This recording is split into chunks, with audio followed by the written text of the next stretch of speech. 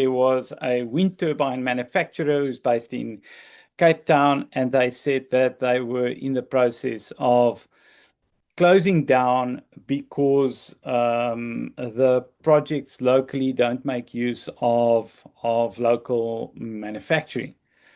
And then when I started reading through this report, I noticed that it's not just in South Africa where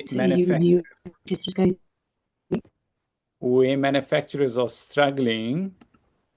Guys, you're just going to have to switch off your microphones, please. That was just one mic there, quickly sorted out.